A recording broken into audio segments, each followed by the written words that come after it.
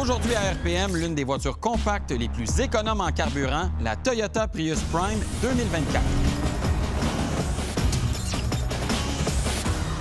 La 5e génération de Toyota Prius n'a absolument aucune commune mesure avec les 4 précédentes. Non, vraiment pas. Et on se souvient tous de la 4e génération qui, on peut se le dire, n'était pas particulièrement un modèle à suivre en matière de design. Alors que là, on a vraiment une très, très belle voiture en ce qui me concerne. Selon moi, c'est un des plus beaux designs du côté de chez Toyota. Quand même pas peu dire. C'est quand même pas peu dire. Bon, on n'est pas au niveau d'une 2000 GT, là, on s'entend, mais il reste que je trouve que esthétiquement parlant, c'est réussi. Les proportions aussi sont complètement différentes de ce qu'on avait précédemment. La voiture est 5 cm plus basse que précédemment. C'est pas rien. 2 cm plus large aussi, donc mieux assise sur ses roues, et 2,5 cm plus longue. Donc, vraiment, au niveau des proportions, on efface tout et on recommence. Ben oui. On conserve un aspect, par contre, qui est traditionnel de la Prius, et c'est son capot extrêmement plongeant. Dans le cas présent, on est pratiquement en ligne droite avec le pare-brise. D'un point de vue de style, wow! Vraiment, ça marche. Mais il y a une collection de compromis qui viennent avec ça, notamment un capot qui est hyper exposé aux projections. Donc ça, vraiment, c'est pas optimal pour un climat comme le Québec. Même chose pour le pare-brise qui est extrêmement exposé et très grand aussi. Donc, je voudrais pas avoir à payer ça. Ouais. Toujours à l'avant, les blocs optiques. Évidemment, c'est la nouvelle signature du côté de chez Toyota. On a une espèce de lame qui vient perforer les blocs optiques à l'avant avec une signature en DEL. C'est assez ordinaire, mettons, le fait que ce soit aussi mou. C'est plutôt inacceptable. La partie inférieure, le pare-choc. Bon, il y a 2 éléments qui attirent mon attention. Et là, tu es en train de toucher ce que j'appelle affectueusement la bouche d'aspirateur. Bon, ben, je ne sais pas pourquoi ça me fait penser à un aspirateur, mais ça vivifie un peu le devant. Ouais. Est-ce que c'est beau? Je laisse les gens discuter à la maison. Ouais. Personnellement, je ne suis pas convaincu, mais ce que j'aime vraiment pas... C'est déjà tout magané en plus. Hein? L'applique grise, là, c'est picoté à grandeur. C'est pas un véhicule qui a beaucoup de kilométrage. Là. Non. Donc, très vulnérable, cette portion-là aussi. Effectivement. Et quelque chose qu'on aimerait qu'il s'use un peu plus vite, par contre, c'est l'intégration à même le pare-choc d'une plaque pour les immatriculations. Ça n'a pas sa place, ça ne devrait pas exister sur le marché canadien, dû au fait qu'au Québec, notamment, on n'a pas de plaque à l'avant du véhicule. Ouais, laissez-nous au moins le choix, parce que là, c'est affreux. D'autant plus que pour installer une plaque à l'avant, il faut rajouter un bidule de plastique. Un autre support par-dessus. Pour supporter la plaque. Donc, vraiment, il y a quelque chose qui ne marche pas de ce côté-là. C'est vraiment pas beau. On a fait un travail très profond pour avoir le meilleur taux de pénétration dans l'air, donc un CX, mais on est seulement à 0,27. Considérant la ligne profilée du véhicule, je me serais attendu plutôt à du 0,21, 0,22. 0,27, c'est plutôt ordinaire. Ça s'explique peut-être par cette composante ici, qui est totalement dénudée. L'intégration des essuie-glaces, franchement, c'est vraiment pas réussi. Ils sont complètement exposés. Ce n'est pas beau. Et ça jure avec le reste du véhicule. Mais en hiver, par contre, ça va être un avantage. Beaucoup plus facile à dégager. Clairement. Il y a peut-être ce compromis-là qui a été fait aussi. Là. On peut se le dire. Il y a un aspect qui attire mon regard et c'est la configuration des arches de roue. Elles se referment sur la roue et ça, c'est une configuration qui est plutôt rare. Mais étant au Québec, évidemment, on a les joies des plaisirs hivernaux. Moi, je crains qu'il y ait une accumulation de glace qui se fasse dans ces puits-là. Donc, il faudrait être vigilant sur ce point-là. L'arrière, je remarque que la portière n'a pas de poignée apparente. Elle est camouflée dans le pilier. Oui, c'est caché. C'est pour donner un effet coupé. Bien, ça marche, honnêtement. Oui, ça marche. Et quand on se déplace vers l'arrière, évidemment, c'est un haillon. On a pris soin d'intégrer un petit béquet pour éviter les retours d'air qui vont venir salir la lunette. Pas besoin d'essuie-glace, donc? Exactement. Donc ça, c'est un point que je trouve qui est très important, surtout au Québec, encore une fois. Et on a un feu unique. Ouais. Et ce que je trouve intéressant, c'est que ça fait un rappel avec une autre voiture dans la gamme Toyota qui a aussi une motorisation alternative, la Mirai. C'est de bon goût. Et encore une fois, ça donne, étonnamment, un aspect un peu sportif à la voiture. Et comme toujours, c'est la nouvelle mode chez Toyota. On a une espèce de larme qui descend, qui vient cintrer encore une fois la voiture. Ça marche, donc, ça marche. Honnêtement, c'est une belle voiture, la nouvelle génération de la Prius. Et à cela, tu ajoutes une applique noire à l'arrière, lustrée, qui donne un beau fini au produit.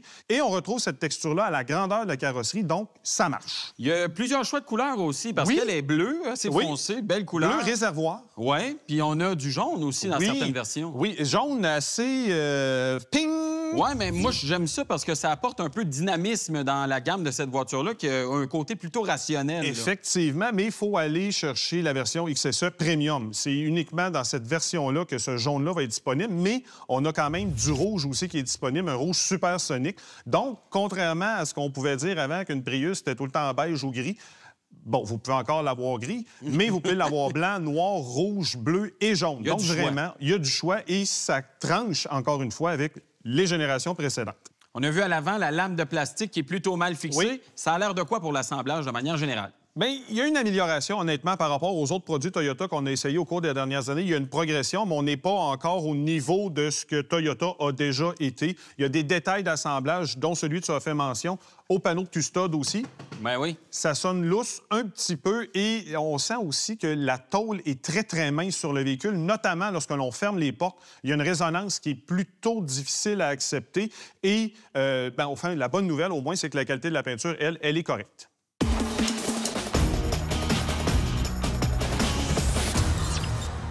Hey boy!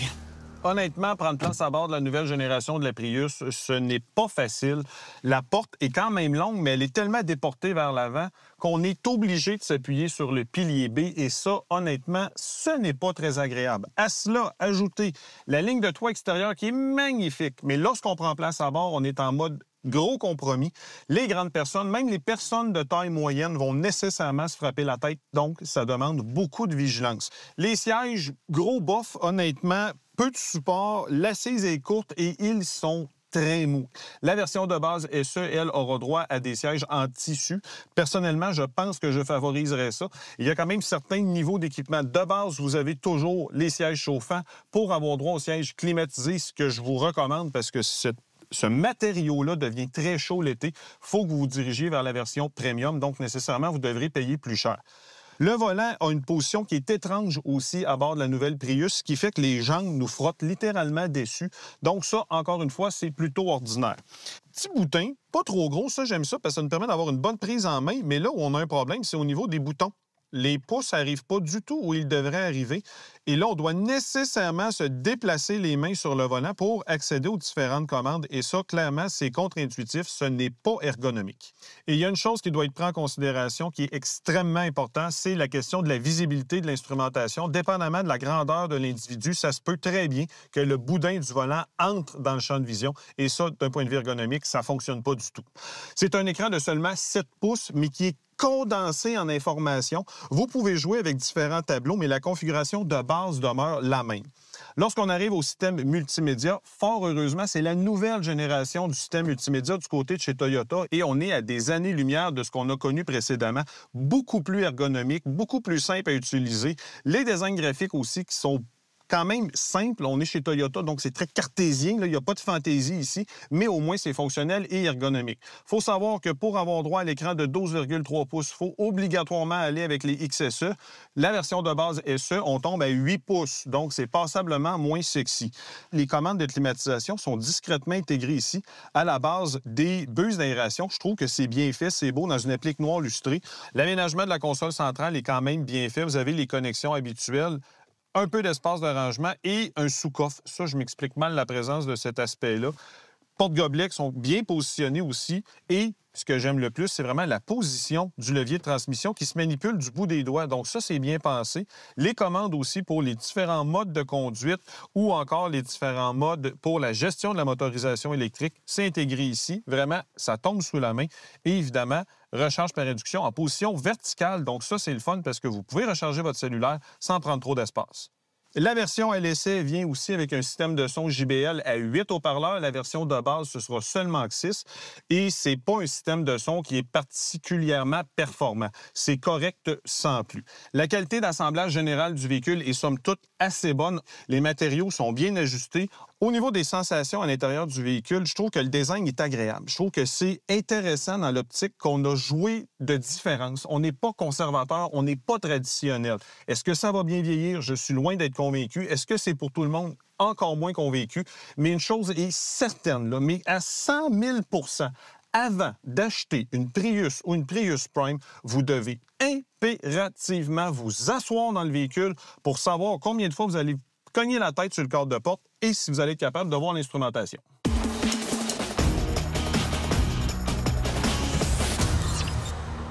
Vous avez vu à l'extérieur, c'est une poignée électrique qui permet de monter à bord du véhicule. Il y a un délai d'activation, donc il faut vraiment s'habituer à ça. On s'attend que ce soit instantané et ça ne l'est pas. Donc, il faut s'y habituer. Vous avez vu, pour monter à bord du véhicule, j'ai trouvé ça beaucoup plus facile que ce que Luc Olivier a expérimenté à l'avant. Honnêtement, je trouve que la porte ouvre grand, ça c'est bien. Le toit également dégage bien. On voit donc l'effet du style avec le toit plus élevé à l'arrière qu'à l'avant. Ça permet d'avoir un meilleur accès. Les personnes de plus grande taille vont sans doute avoir un peu plus de difficultés. Et ça va être la même chose pour ces personnes de plus grande taille, au toit notamment, parce que le dégagement pour la tête, pour moi, ça va, mais je suis très, très près du toit. Donc vraiment, pour le dégagement à l'arrière, c'est un peu plus difficile. Pour la tête, à tout le moins, parce que regardez pour les jambes, beaucoup d'espace. Même chose pour les épaules. Donc de ce côté-là, ça fonctionne bien. La banquette, peut-être un peu basse, mais pour le reste, je trouve qu'on a un bon confort, bon support pour les jambes, pour le dos également. Bon, il n'y a pas beaucoup d'ajustements, mais on a au moins les sièges chauffants à l'arrière aux deux extrémités de la banquette, une seule intensité de chauffage, donc on était un peu chiche de ce côté-là.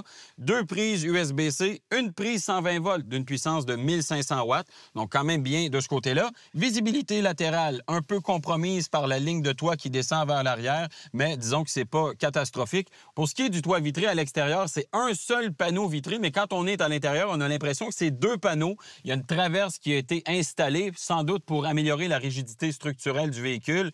Mais honnêtement, moi, j'aurais aimé une vitre complète, là. C'est un peu plus spectaculaire et on est rendu là, je pense, en 2024. Pour ce qui est de l'espace cargo, maintenant, on a un haillon qui dégage très bien, dégage bien la tête, permet d'avoir un bon accès au coffre à l'arrière. Le seuil est peut-être un peu élevé. On a vraiment maximisé l'utilisation de l'espace à bord du véhicule, notamment en creusant des espèces de dégagements de part et d'autre de l'espace cargo. Donc ça, c'est un avantage. Quand on rabat le dossier des sièges, on a également un plancher plat. Bonne amélioration par rapport à la précédente génération où il y avait un dénivelé. Donc ça permet de rendre le chargement d'objets un peu plus facile. Pour ce qui est de l'espace cargo, on est à 566 litres avec la banquette relevée, quand même un bon espace compte tenu de la taille du véhicule. Et quand on rabat les dossiers, Toyota nous dit qu'on est à 756 litres, un chiffre qui apparaît plutôt bas compte tenu de tout l'espace disponible.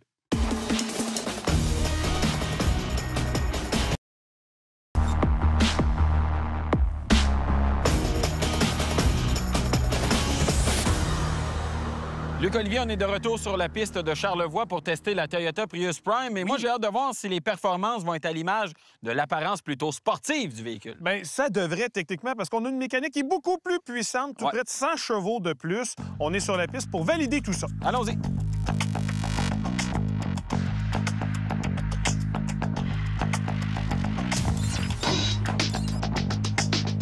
Il y a sans doute un mode sport à bord de la Prius Prime? Ben oui, contre toute attente. Il y a un mode sport. Okay. Et pour optimiser les performances, j'opte pour le mode automatique, électrique, hybride. Donc il va naviguer entre les deux. Là. Il va aller où ce qu'il veut aller pour vraiment optimiser l'accélération. Et on s'élance.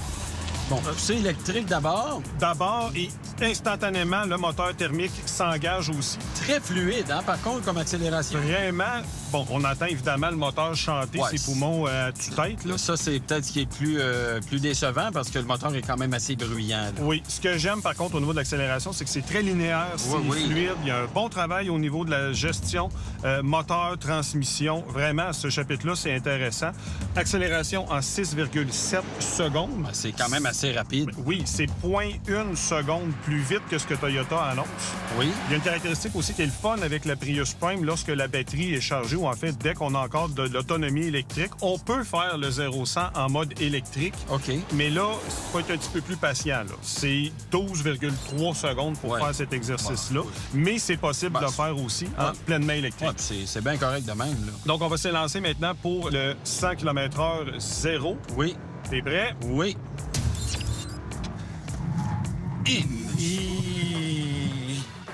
Hey!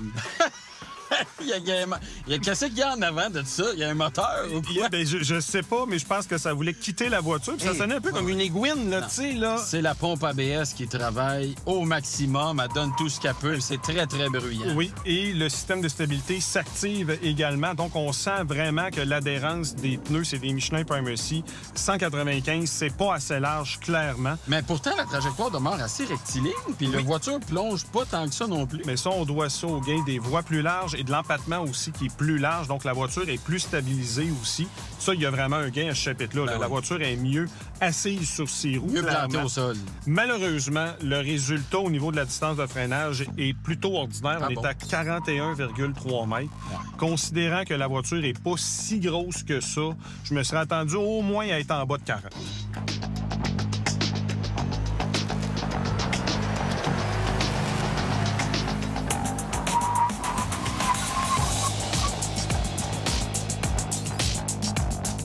Exercice de slalom maintenant avec la Prius. On sait que c'est pas une voiture qui est nécessairement née pour faire du slalom ni de proposer un très haut dynamisme au niveau de la conduite. Non, mais ça prend un comportement routier qui est sain pour Oui. que ce soit un véhicule agréable à utiliser à tous les jours, justement. C'est ce qu'on va essayer de démontrer. Immédiatement d'ailleurs. Qu'on est trois d'abord, ça pointe bien par la direction. Oui, Là. vraiment.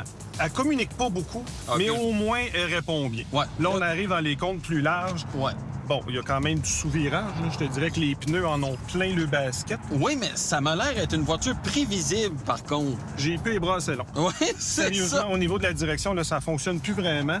Ouais. Mais ce que j'apprécie, c'est qu'on sent que le véhicule est solide. Oui. Les mouvements de caisse n'ont pas été aussi pires que ce à quoi je m'attendais. Non, c'est ça, quand même bien contrôlé de ce côté-là. On sent le sous-virage, facile Ouais. donc de le corriger le cas échéant. Je trouvais que tu avais de l'air à être malgré tout en maîtrise du véhicule. Oui, je de l'étais. savoir ce qui se passe avec l'auto. Je l'étais. Ce que j'aimerais, c'est qu'en mode sport, on ait une direction un peu plus précise. Ouais. Des pneus peut-être une petite affaire plus large, qu'on passe le cap du 200 mm pour avoir une meilleure empreinte au sol. Ouais. Parce que là, clairement, j'ai senti que c'est les pneus qui nous laissaient un peu tomber aussi. Ça pourrait être amélioré. Mais tu sais qu'on est en formule de compromis avec une voiture comme ça, parce que si on met des pneus plus larges, on va nuire à l'économie de Exactement. carburant, on va augmenter la consommation d'énergie. Ouais. Fait qu'il y a vraiment une notion de compromis. Là. Mais je peux te dire qu'il y a un début de notion d'agrément de conduite à bord d'une Prius. C'est maintenant le temps de l'évitement d'obstacles. Je te laisse aller, je vais regarder ça de l'extérieur.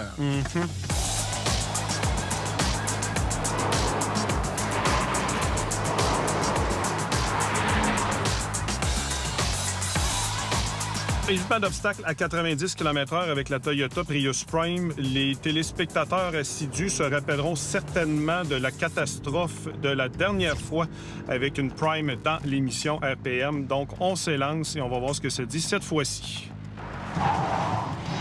Bon. Et boy! Wow!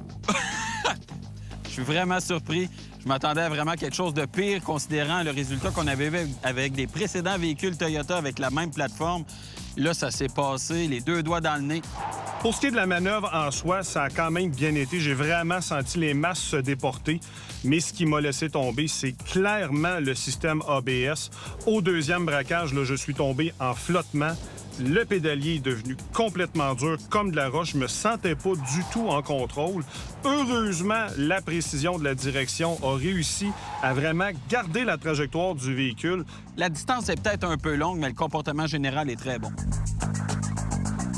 Toute une amélioration par rapport au modèle d'avant. Le jour et la nuit, mais pas parfait quand même, il faut le spécifier. Ben, pourtant, ta trajectoire était bonne, là. T'as pas Trajectoire, perdu ça- le contrôle. Du tout. Vraiment, j'étais même wow et wow deuxième fois, parce que la dernière fois, j'avais déjà perdu le contrôle à ce moment-là avec l'ancienne génération. Mais, La distance est longue, hein? exactement, la sensation au niveau de l'ABS, dur comme de la roche, le pédalier et flottement. Mais heureusement, la trajectoire est bonne, donc Toute une amélioration. vraiment.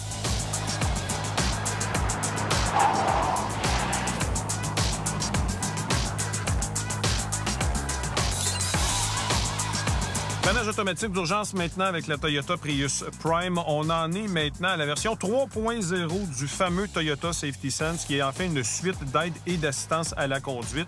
Dans le cas présent de la version Prime, on a un système de caméra et de radar. Pour ce qui est de la détection de ce qui est motorisé, donc véhicule et motocyclette, la détection se fait entre 10 et 115 km/h. Pour ce qui est des vélos, c'est entre 5 et 50 et les piétons entre 5 et 40 km/h. Donc, ma vitesse est atteinte. Signal sonore, visuel aussi dans l'instrumentation, très, très clair, c'est brillant. Le freinage, lui, s'est fait vraiment progressivement, tout en douceur, rien d'abrupt. Je me trouve un peu près de l'obstacle, mais au final, l'obstacle a été évité, c'est ça qui est le plus important.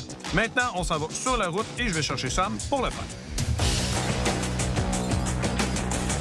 Luc Olivier, ce qui est surprenant quand on prend la route avec la Toyota Prius Prime, c'est l'immensité du tableau de bord, mais aussi la forme du pilier A. C'est assez contraignant. C'est un peu particulier. Ça demande vraiment une adaptation parce que normalement, un angle mort, on va l'avoir plus là. Et là, il est beaucoup plus loin devant Très nous. avancé. Donc, ça rétrécit le pare-brise vers sa base. Ça, c'est plutôt étonnant. Ouais. Pas une visibilité latérale, par contre. Ça, on aime ça.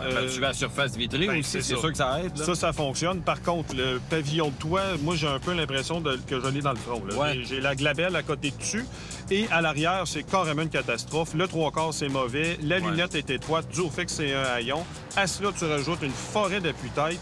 Donc, sérieusement, côté visibilité, c'est pas super. Le style a pris le dessus sur la visibilité. On s'en rend bien compte à ce oui, tout moment-là. à fait. Mais par contre, le point positif, c'est que on a plusieurs modes de conduite pour exploiter, oui, peut-être les qualités dynamiques du véhicule, mais aussi la motorisation hybride. Bien, c'est ça. Chez Toyota, Hybrid Synergy Drive de 5e génération, Oui. puis on s'entend qu'il n'y a personne qui va apprendre quoi que ce soit à Toyota en matière d'hybridation. Non. Puis la Prime fait partie de cette lignée-là. Oui. Beaucoup de modes de conduite traditionnels, là, éco, sport, normal, qui vont jouer sur la climatisation, réactivité de l'accélérateur, des trucs Direction comme ça. un peu. Là. Un peu aussi, mais l'essentiel, c'est vraiment la gestion de l'électrification. On a un mode hybride conventionnel automatique. Ouais. On a également un mode 100% électrique. Donc, Oui. on force l'électrification, puis ça fonctionne quand même bien. Oui. Il y a une belle puissance au niveau de la motorisation électrique. On n'est pas en mode compromis. Ça, c'est bon. c'est très intéressant. Et le moteur à essence démarre pas intempestivement. Non. Il faut vraiment que tu pousses la machine dans ses retranchements pour que le moteur thermique démarre dans un contexte qu'on met le mode électrique. Exact. Tu as un mode hold, donc tu peux conserver ton énergie. Pour utilisation ultérieure. Exactement. Et tu as aussi un mode charge qui, lui, va te permettre de récupérer jusqu'à 80 de la batterie. Donc, ça, c'est quand même intéressant. Il y a des choix, puis ça permet donc de bénéficier au maximum de ce que la mécanique hybride peut nous offrir. Optimiser l'expérience de conduite. Ouais. Parlant de conduite, la configuration de la voiture plus basse, plus longue, plus large aussi, les roues de 19 pouces contribuent énormément au comportement routier. Bien sûr. Avant une Prius Prime, tu conduisais ça comme une punition. Et là, tu peux avoir un certain agrément de conduite, d'autant plus que la direction, c'est beaucoup mieux que ce qu'on avait. Ça, j'aime ça. Consommation maintenant, parce qu'il faut en parler. Là. Ben oui, évidemment. En mode tout électrique, notre consommation moyenne, c'était 18 kWh au 100 km, ce qui est quand même bon, parce que généralement, les hybrides rechargeables vont consommer beaucoup plus. Oui. Mais si on fait une projection sur notre circuit routier, nous, on a fait environ 140 km.